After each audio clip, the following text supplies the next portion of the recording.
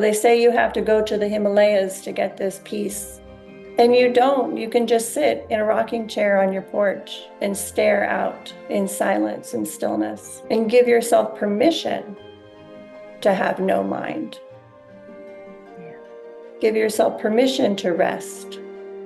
Give yourself permission to feel peace. And that's a mantra that I really love. Welcome to the Mindset Game podcast. I have the wonderful Elaine Glass here with us today. And I'm just so grateful, Elaine, that you are here because I know the work that you do is around energy and energy healing. And that is something that a lot of our listeners are curious about and that they want to experience. So I'm going to share a little bit about your background. For over 2 decades, Elaine has transformed lives with her healing presence, and she's coached thousands of people to unlock their truest selves, finding purpose, peace, and self-empowerment, which is something that so many of us are deeply seeking, especially these days. At some point, Elaine found herself at a personal crossroads.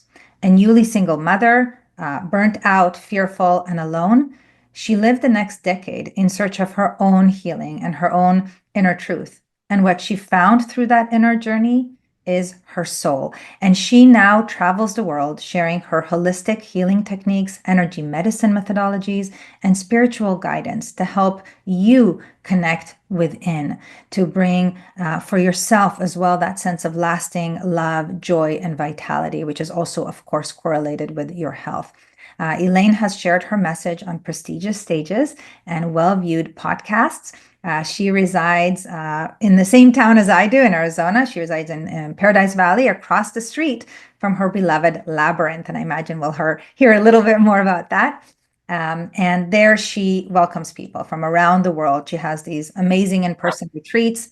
And I also want to share that she is the author of the book, Get Quiet, 7 Simple Paths to the Truth of Who You Are. And that's a little bit of what we will all gain here today. So again, welcome, Elaine. So wonderful to have you here with us.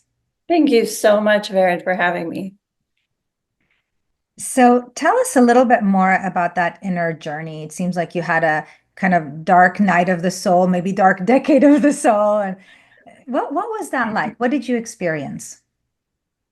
I think, like for most of us, we look away at the truth of our lives for way too long. And that can look like sweeping things under the carpet as they pile up. That was my life. And the carpet pile got so high that it overflowed. And my life came crashing down. I was married, I had a great life, married to a doctor, lived in a big house, had the cars, the vacations, everything. But I would cry myself to sleep every night, alone in that bed, with 2 small boys upstairs sleeping, and worried, how did my life get here to this point? And that is where my life of this dark night of the soul started. How did I get here? And how am I gonna get out of this? I had been dishonored as a mother, as a wife. I had been disrespected. I had been ignored. And after 13 years, I made a very difficult decision. And that was to leave my husband. And so I went from this big home with all the financial securities that anyone could want to raise 2 children in, to a small little 2-bedroom home, and started back into my full-time career because I had to. And it was scary. It was such a fearful time in my life, knowing I had this deep responsibility, not only to heal myself, to get myself healthy again, because that's what my kids deserved, but to hold these children's lives in my hands, to raise them now by myself. So that's where I started. And I felt very lost. And I just wanted someone to come and knock on the door and come and save me. But that person never came. And so I had to save myself. And this is really the story about how I did that and how I found a lot of different people and a lot of different methods, including the one that I have developed for myself in the unique way. And so this is that story of finding myself again. Takes great courage to step away from the comforts, if you will, right? Safety, certainty. And I honor you for doing that. You know, it is that commitment to ourself, and in this case to your boys, of course, that then opens up this whole new world. And it's not always pleasant, it's not always easy. And the way that you kind of described, you know, people came into your life, you know, a technique came into your life, things, that's just the way the universe tends to work, isn't it? That when we make a decision and we're fully aligned with it, that, you know, synchronicities tend to show up to help us. And we sometimes can't see that when we're in the dark night of the soul. Um, we just kind of got to have faith, or at least consider that possibility that things will show up that will make it easier. And I was really blessed to be raised in a faith-based home, in a healthy family with healthy parents to show me that foundation. And so that is what I had in spades. And I look back now, and that's really all I needed to have during these first steps of moving forward is faith. Faith in that life will support me. I just need to know where I want to go. And that next best method, that next best book, that next best podcast like yours, or the next best person will come and help me with whatever I need help with in that moment. And not to look too far down the bend, but just take that first step. I remember, gosh, our bodies get so depressed. Our minds do, but really it's just our bodies get so in a depressed state. And I remember early on in the divorce, sitting on the couch thinking, how am I going to get up? And that first step was literally a first step, getting up off the couch and beginning to walk. It was a hot summer day in August in Arizona. There was no way I was going to go outside. But Vered, I got up off the couch because I made that decision to take that first step in just moving my body. Because our bodies get so stuck after loss or stuck after any type of disappointment or trauma that we become like icicles. And we need to start shifting our energy and shifting our bodies. That is the very first path that I take people on, is let's move our bodies. And that's what helped me then bring in people that helped me with my physical body, because I had been very unhealthy. I had gained weight through pregnancies. I had gained weight because of autoimmune issues. And I just got off the couch and took those first steps in my home. And I would walk 15, 20 minutes just up and down, pacing inside my own home. But that was the step that I truly, deeply felt the need to heal my body. And when we feel deeply that we need something, then the people will come in to help us. And that's what happened to me. And so, yes, the synchronicities started to happen. Once I felt deeply about changing something in my life, I would get immediate support, which just doubled down on this faith I had that life was here to support me and it wasn't against me, and that I could rely on other people and trust other people to guide me. You know, women are so good to help and heal others. But now that was our time to turn that back toward ourselves and help ourselves. And I really believe that, particularly for women, this is our greatest work, is how do we turn all of that nurturing back toward inward? And that's what I was beginning to do. And of course, not only women, you and I both know that many men struggle with this too, of, you know, carrying the weight of everything, of the world on their shoulders, right? And wanting to make sure that everybody's happy, everybody's okay, and in the meantime, not caring for themselves as much as they could or should, caring about their own inner family, I should say, right, on the inside. And so, um, your book is called Get Quiet, and we'll talk a little bit more about what that means and how do we do it. What's coming up for me now is that in making that commitment and stepping up, if you will, you needed to also get loud in the sense, right? To make visible what you wanted, to own your power, to claim it, to speak it, and to ask for what you needed. And at the same time, it's like such a dichotomy because when we are empowered, we have this, I need to promote myself in the sense of authentically like being who I am, own my power.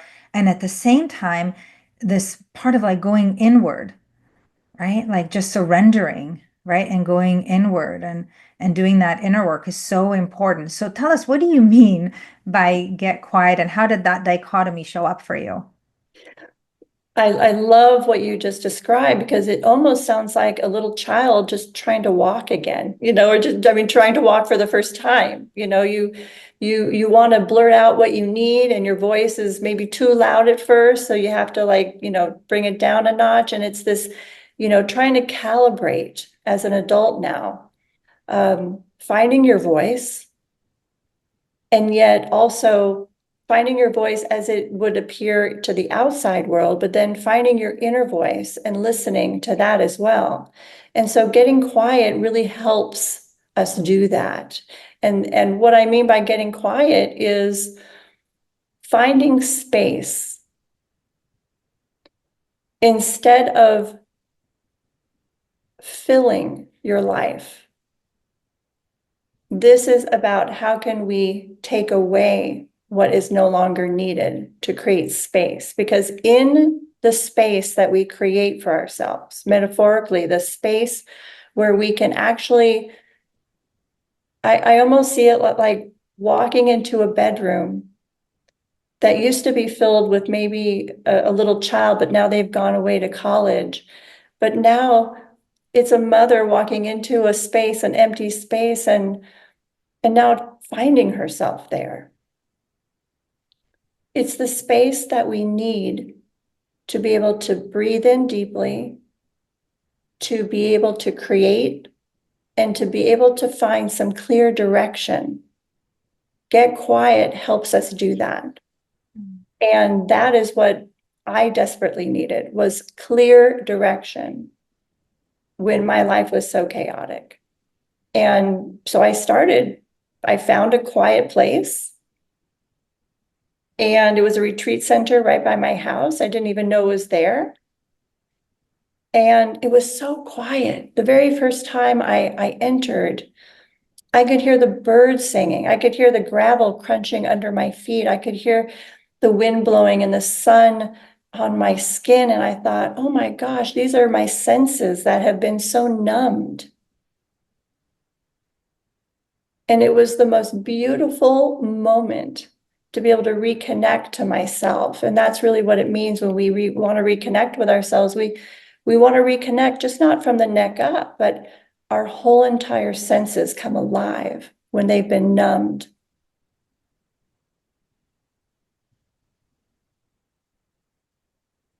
Would you be open to, at some point in our conversation, guiding us through something so that the people who are watching and hearing us today can really experience that? It would be my honor. Thank you. Well, first, I would invite you to close your eyes if you feel comfortable.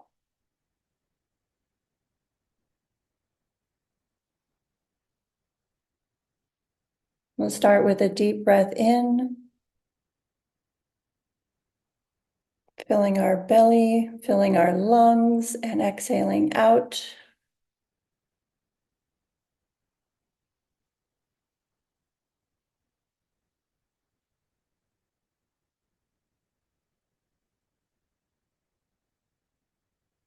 The intention of what we're about to do is for you to know you are more than just your thoughts, that you are a beating heart and a living soul, and you have a soul's legacy.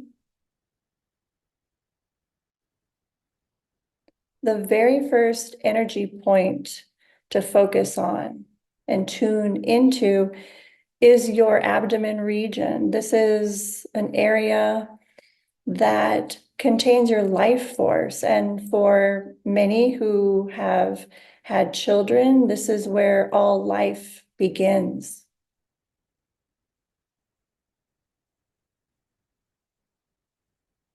Breathing into your abdomen, noticing anything you might feel, tension, any bloating.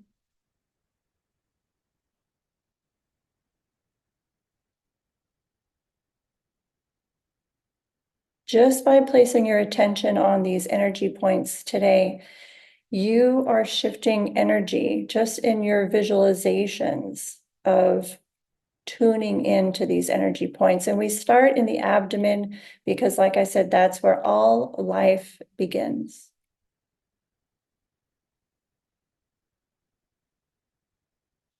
We're going to move upward now into the heart space.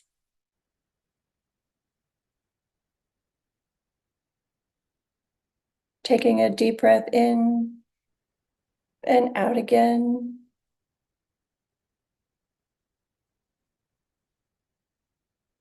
Even placing your hands on your heart, feeling this beautiful, beautiful part of you that keeps you alive and is beating.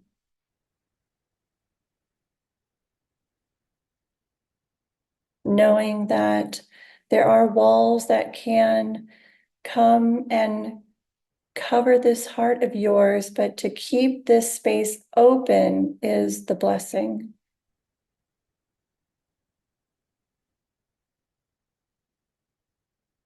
Moving to the head now, noticing thoughts.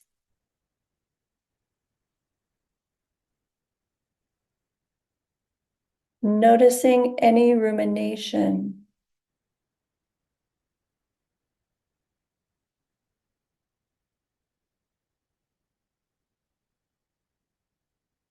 Knowing spontaneous presence is available to you.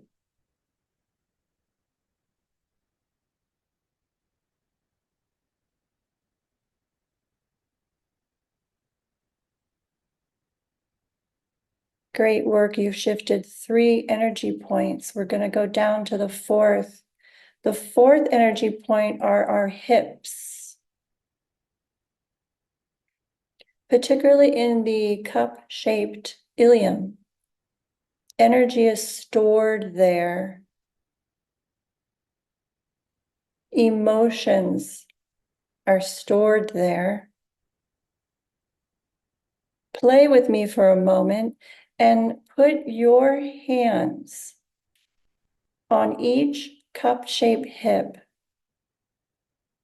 And let's pull out that stuck energy, like unwinding a tight, curled up ball of yarn. Pulling, pulling, pulling it all out.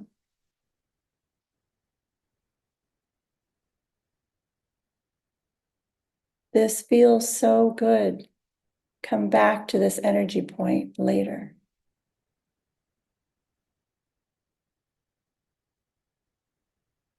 Deep breath in now. As we head to the feet,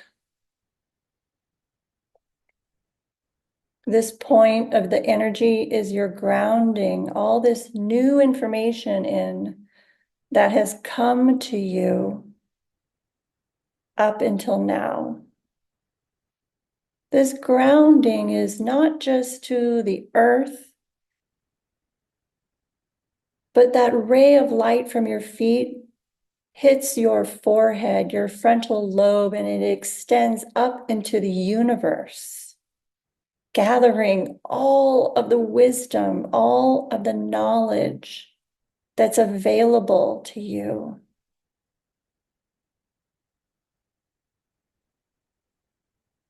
That wisdom comes back down through you, and that is the grounding, not just down, but up as well.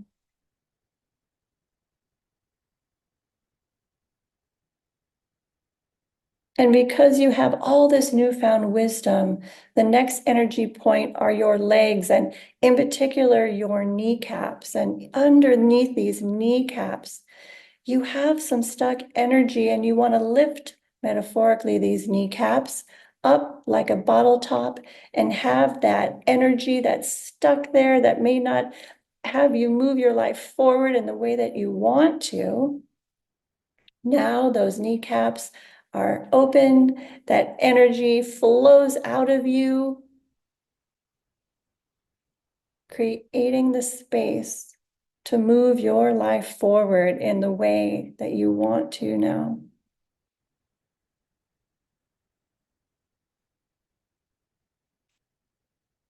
Imagine all of that flowing out of you, out of those kneecaps. It has been there for so long.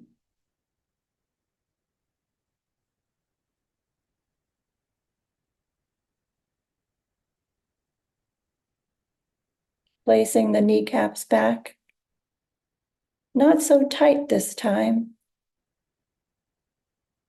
Taking your hands on both knees and placing loving light over them.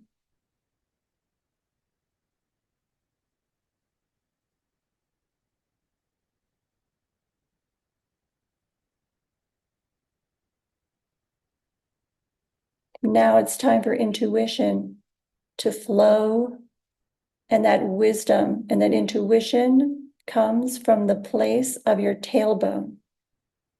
Because we sit a lot during the day, that tailbone gets stuck and the energy around it. And just like the knees, we want to imagine that tailbone opening up and all of that energy flowing out that's been stuck up until now.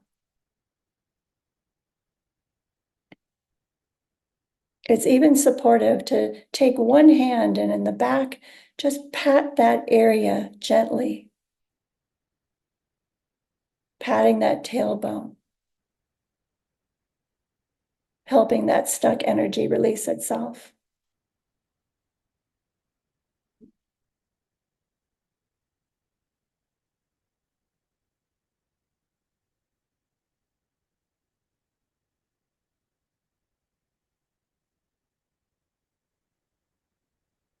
At this point, you are at the last energy point, and those are your shoulders. And now let's crisscross our arms and place our hands on top the opposite shoulder. We're giving ourselves a big hug. Great work. There are rays of light shining out the tops of each shoulder now. You have shifted so much energy within you that the light is shining so brightly that it shines up into the heavens and meets unity consciousness.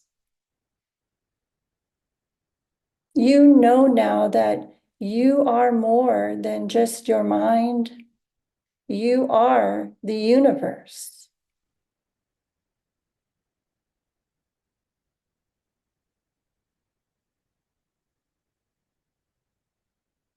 And those rays of light shine back down into you, starting from your head all the way down through you to the tips of your toes, soaking into every cell of your beautiful body.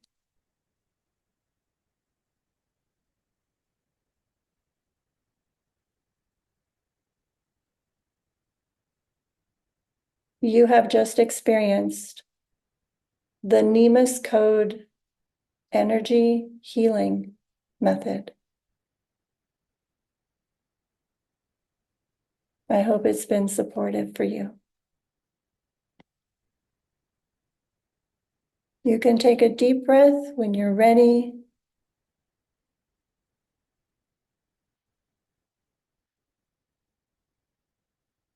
You can always come back to a certain energy point where you felt maybe a little bit more attention is needed. Make a note of what that point is and later go back to it. And when you're ready, you can come back to the room by opening your eyes.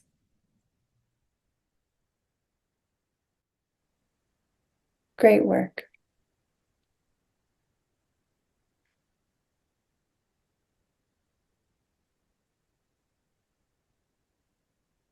Thank you, Elaine. Yeah, that was incredible. I feel so much lighter. So thank you for giving us the gift of that just beautiful experience to connect with all the beautiful parts of ourselves and release what needs to be released and bring in even more light. It is my honor. When you first said how light you feel, this is the purpose of this work, is to feel the lightness of being at the highest level. Because when we get to this frequency, this feeling so light, that is the place where we can then connect with our soul. And so that's the whole point. And you got it immediately, which is no surprise. Well, it wasn't quite immediate. It was the process that you took me through, because I think there was some heaviness before that. So I appreciate it. Thank you. I know it's a daily work, and thank you for helping me with that today. My pleasure. So now tell us a little bit more about those 7 paths, or maybe even a little bit of uh, anecdotal evidence in terms of stories of some of the people that you've helped. Like, what can people do in their daily lives, in addition to re-listening to the, method that you just guided us through? What can they do to experience even more of that connection with their own beingness and their own soul? Going back to this concept of cleaning and clearing out our lives, creating the space that has been so filled up in such a dense way, that is how we can connect to ourselves, how we connect to our souls, and understand what our soul's mission is here. It's that age-old question, who am I? Why am I here? Yeah, that's a biggie for a lot of people, Elaine. I have, people that come to me and they hear things like that. I'm like, but Vered, how do I know what my soul's purpose is, my calling, I don't know what that is. And nor did I, and nor do the people that I support as well. But we go on a journey together. We almost we need like a mother again to take our hands and show us the way in a loving and supportive, non-judgmental way. Everybody needs that, even adults. And, we're taken by the hand and we start on the first path. And that is to get our bodies healthy, to create space in our bodies, whether that is clearing out unwanted weight, clearing out food that's no longer creating health in our bodies. I remember going to the labyrinth, which is it's a form that you walk that a lot of people love to do when they go to retreat centers. It's a formation in the earth that's 4,000 years old that can be found in retreat centers and churches and private homes now. And so I found that retreat center that day when I told you I got quiet. I started to walk those paths, and immediately I heard, "Don't take your medicine." And that's what happens when we get quiet. We could enter a meditative state like walking a labyrinth or just going outside and taking a walk. And all of a sudden, all of those busy ruminating thoughts seem to go away. And what's placed in front of us is the thought or the idea or the intuitive knowing of what we need to do that day. And that day, I heard, "Don't take your medicines." And I was on thyroid medicines, the most popular medicine in the United States at the time, but it was making me sick. It was not helping me. And what I realized with that guidance that I heard that day in the labyrinth was that I went to my doctor. I was led to the professional who said, "There are so many fillers and dyes and excipients in these medications that your body is sensitive, and that's why you don't feel well." She put me on a more pure compounded version. I felt like $1,000,000. This is what happens when we get quiet and we allow the real knowing to present itself. This is what happens every time I bring someone to walk the labyrinth and get quiet. A client of mine a couple of months ago came, and there were bugs around that day. And there are never bugs, as you know, where we live. She started to walk the labyrinth, and there were bugs everywhere, and she was getting bugged herself. And she would even admit later that her kids would say, "Mom, everything bugs you." And as she walked these paths, she was really pondering that idea like, wow, I let so many things bother me in my life. It's overwhelming. And it feels heavy. She got to the center and the bugs went away. They disappeared. And it's because she literally felt so deeply in that moment that she had to release this feeling of things always bothering her. That the bugs vanished, they disappeared. And she walked back out of that labyrinth that day with a release of just unimaginable stress. This happens time and time again, of the messages you will hear when you get quiet. Because we're all looking for direction. We all want to know, what should we do? And not just, to please the outside world and get that next best job we can post on LinkedIn. No, this is different. This is, what can we do to be in total alignment with our bliss, with our soul's purpose, and stay true to that. This is what that work does. Thank you for that really cool example. We've had, like I mentioned, different experts on the show, and sometimes we've had shows about intuition and how important it is to ask for the guidance that we're seeking. Let's say, I would love to learn about my soul's purpose. What is the next step for me? And then to get quiet and allow that voice to come through. And it may come through right away in the form of a knowing, sometimes a voice that we hear, an inner voice, an image, a dream, whatever, or sometimes it's a synchronous event, as you know, and sometimes it'll happen a week later in the shower, or when we're taking a walk, walking our dog 2 weeks later.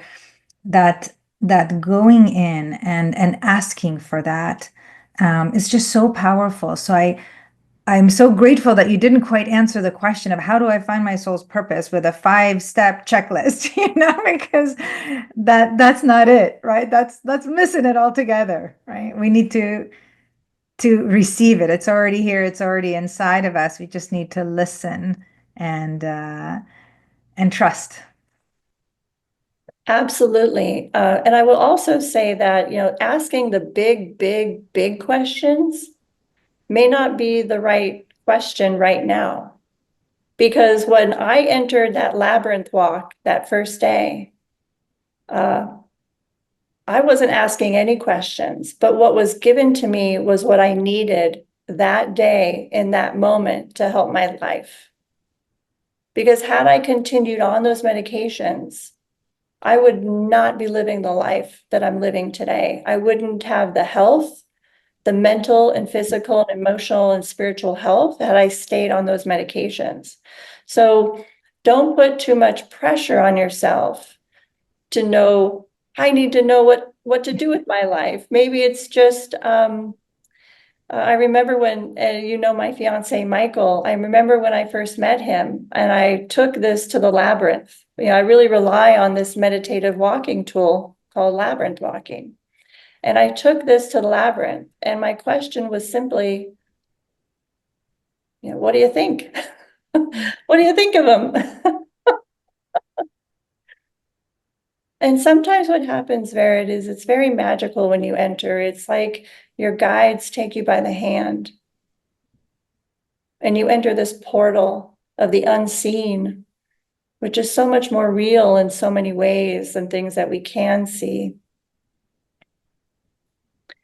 And I was guided to the center that day, and of all things in the center that day, I was pondering this relationship, scared to even go into a new one after everything the kids and I had been through, making sure I wasn't making another bad decision.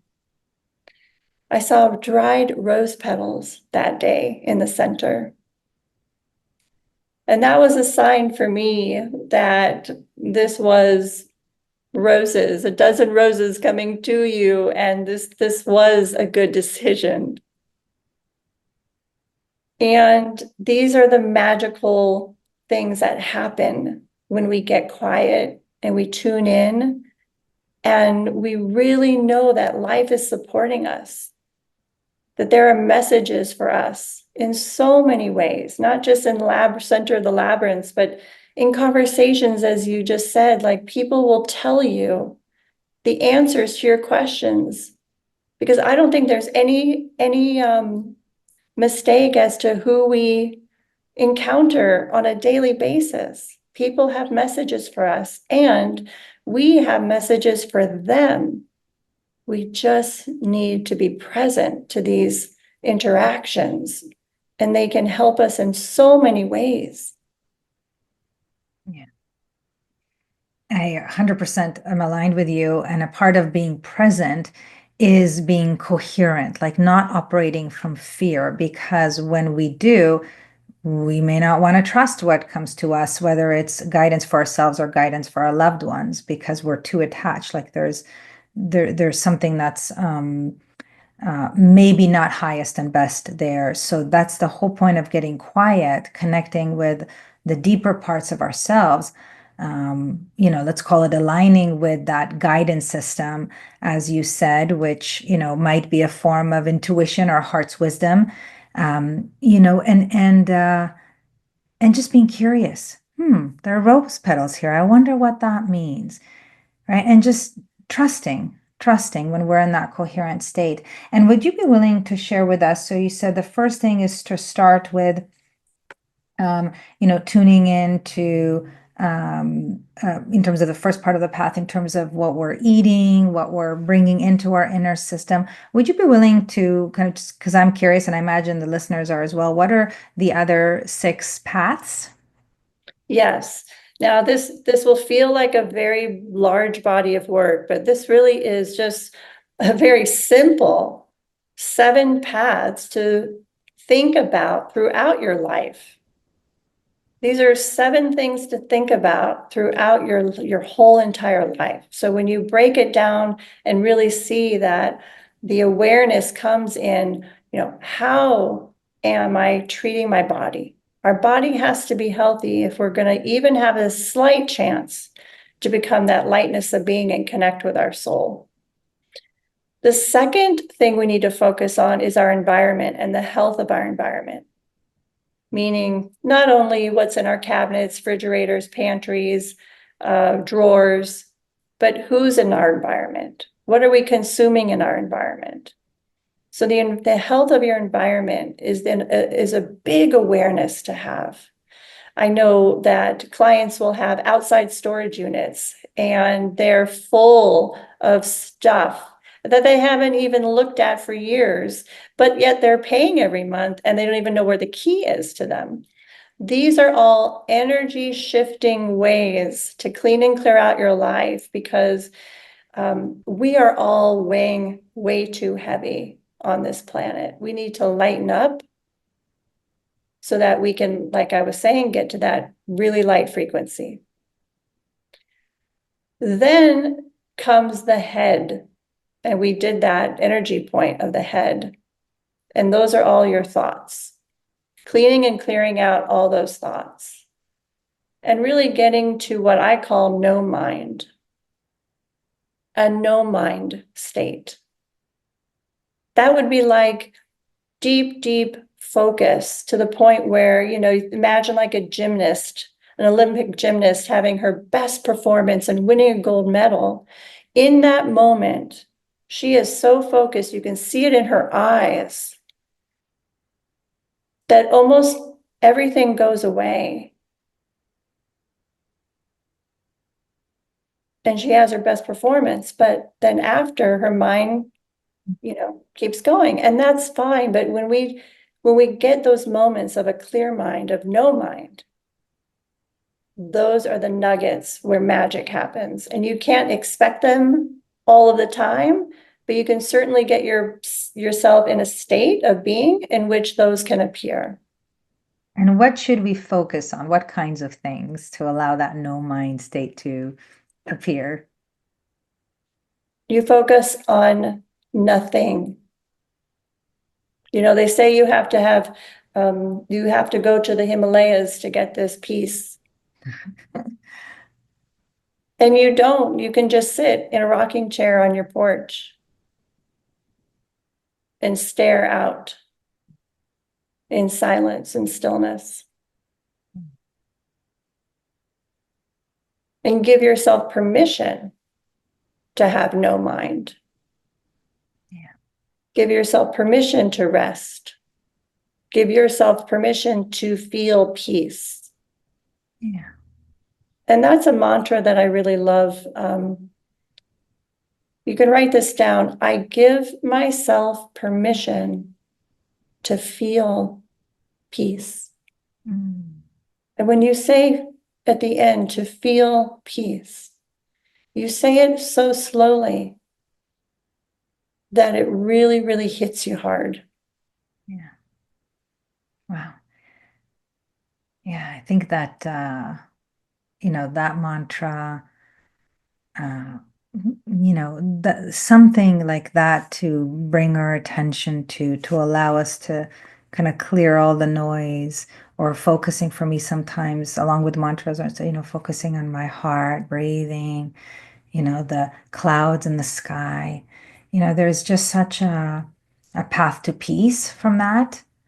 And there's something about the permission, as you said, like it's almost like saying to our unconscious mind, it's okay, it's safe to let go of the wheel for a few minutes, right? It's okay, you're right here, it's okay, right? It's kind of like taking the hand of all our little parts and telling them, you're safe now, it's okay, to not do your job for a few minutes. I'm okay, I'm safe. Yeah. That's right. That's right. So you asked then about the other paths. The next place that we like to have awareness around are our emotions. Of course, this really is huge. How do we process emotions and have peace around that? So that can be a lifetime's work. Yeah, because emotions are part of who we are. When I was able to process and also help my clients process emotions, this really is that turning point.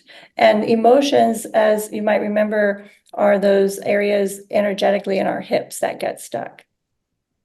And so that's why when we pull out that yarn that we are envisioning, it really does feel like an energetic release to that. Then we can actually name the emotion. How many times are you just feeling so, but what is that?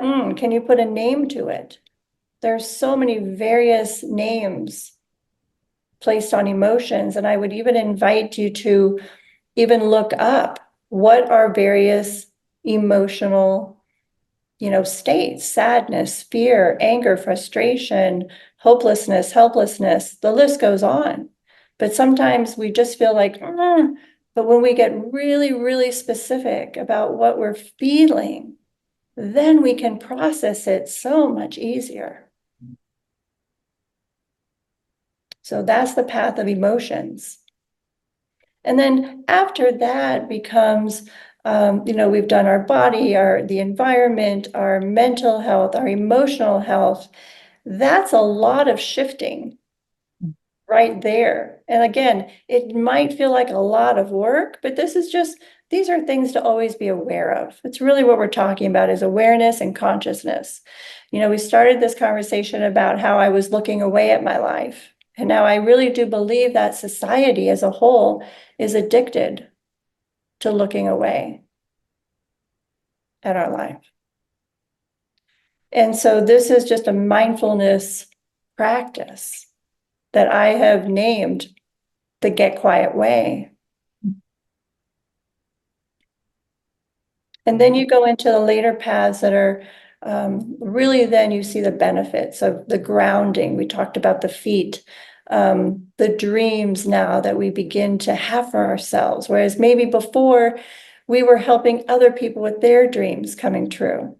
But now we can dream for ourselves because we have so much now clear space to do that in. We're so much healthier, mind, body, and spirit, that our dreams just come flooding in, and now we make ourselves a priority. Now we know that we have a soul's mission, that it's clear now, or getting much clearer anyway.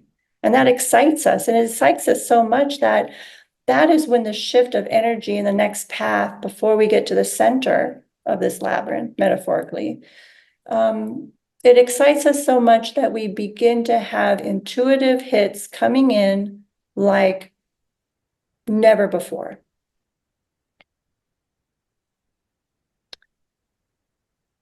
And then you get to the center of yourself, this lightness of being we've been talking about, this soul that has, that is in our bodies, that is the most real part of who we are, but that we have become so disconnected from. And now we can feel it. And now it's almost like a homecoming, or a two lost lovers reuniting, body and soul come together. And we say, oh, I've been missing something in my life. I just don't know what I've been missing. And then we realize in this moment, after what we've now been aware of, that we've really just been missing ourselves. And it brings tears to your eyes, because this is your one God-given life.